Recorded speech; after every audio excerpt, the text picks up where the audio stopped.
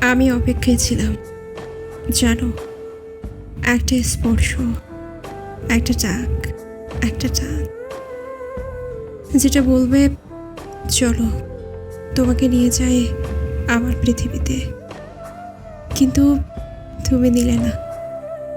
সময় গড়িয়ে গেল, দিন বদলালো, শহরের বাতাসও অন্যরকম গন্ধ এসে ভিড় করলো, তবুও তুমি নিলে না।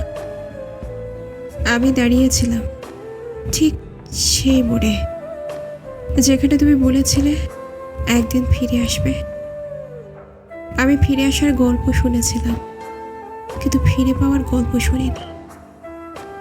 তুমি কি জানো, অপেক্ষারও একটা বয়স থাকে।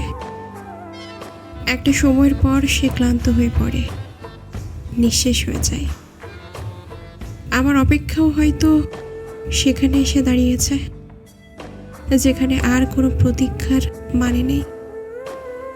তবুও এ বুকের গভীরে এখনো চাপা কষ্ট বাজে।